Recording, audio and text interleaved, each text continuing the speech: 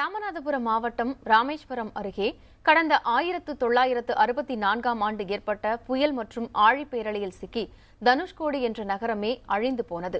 300க்கும் மேற்பட்டோரை பலி கொண்ட இந்த துயர சம்பவம் நிகழ்ந்து இன்றுடன் 50 ஆண்டுகள் நிறைவடைகின்றன. அரை நூற்றாண்டுகள் கடந்தாலும் காலத்தால் ஆற்ற முடியாத காயங்களை ஏற்படுத்திய அந்த கருப்பு தினம் இன்று அனுசரிக்கப்படுகிறது.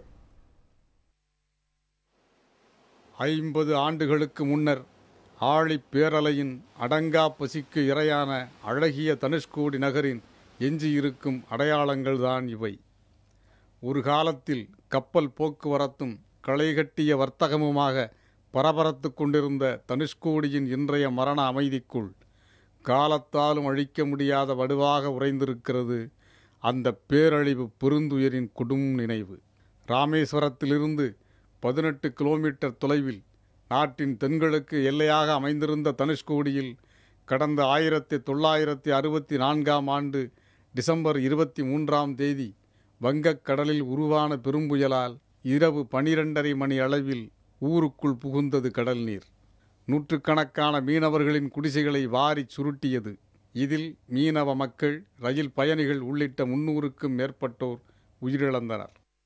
சரியாக 12:30 மணிக்கு வாடைக்காற்று அதிகமாக வீசி வெள்ளம் அதிகம் வந்து ஊருக்குள்ளெல்லாம் தண்ணி வந்துருச்சு. தண்ணி வந்த உடனே அங்கே இருந்தவங்கெல்லாம் மேட்டுப்பாக்கத்துலேயும் வீடுகள்லேயும் மேற்கூரைகளுமே ஏறி நின்றுக்கிட்டாங்க. ஆனால் அந்த ட்ரெயின் வந்து அங்கே நின்ற இடத்துல பெரிய உடப்பு ஏற்பட்டு அந்த ட்ரெயினை அடித்து தெற்கு கடலுக்கே கொண்டு போயிடுச்சு. ஒரு 6 ஆயிடுச்சோடு அந்த வீடு வாசலாம் போயிடுச்சு. அப்புறம் இந்த 3 பேர்த்தையும் கூட்டிக்கிட்டு ஸ்டேஷனில் போயின்னா அவங்கள காப்பாற்றி காத்திருந்தேன். விடிய காலம் 9 மணிக்கு மேலே பார்த்தா ஒரே இல்லை, எல்லாம் தண்ணி போயிடுச்சு. பிள்ளை விட்டு அந்த வயசுன்றவர் பிள்ளை விட்டுனா நிறையா இறந்தது.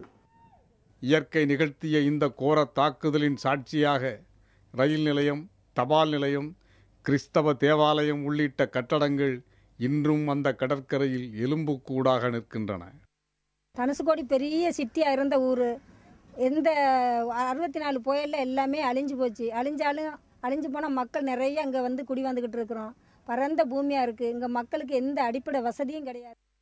வரலாற்று பக்கங்களின் கருப்பு தினமாக பதிந்துவிட்ட இந்த சம்பவத்தை தேசிய பேரழிவாக அறிவித்தது மத்திய அரசு. அதோடு தனுஷ்கோடியை மனிதர்கள் வசிப்பதற்கு தகுதியற்ற இடம் எனவும் அறிவித்தது. இதன் காரணமாக அந்த பகுதியை மீண்டும் புனரமைக்க மத்திய அரசு எந்த நடவடிக்கையும் எடுக்கவில்லை. இந்த நிலையில் அங்கு அடிப்படை வசதிகள் செய்து தர வேண்டுமென சுற்றுலா பயணிகள் வலியுறுத்துகின்றனர். நல்லா இருக்க இடம், ஆனால் இந்த 64 புயலுக்கு அப்புறம் அழிஞ்சு போச்சுன்னு கேள்விப்பட்டோம். ஆனால் இங்கே வந்து பார்த்தா அந்த பழைய கட்டிடங்கள்லாம் பார்க்கறதுக்கு ரொம்ப சிறப்பாக இருக்குது. இதை வந்து கவர்மெண்ட் வந்து இன்னும் கொஞ்சம் புதுப்பிச்சு பார்த்தா நல்லாயிருக்கும்.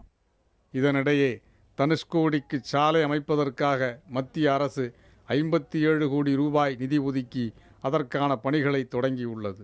இதன் மூலம் இதுவரை விரக்தியின் விளிம்பில் வாழ்ந்து வந்த அந்த பகுதி மக்களின் மனங்களில் தற்போது நம்பிக்கை துளிர்விடத் தொடங்கியிருக்கிறது.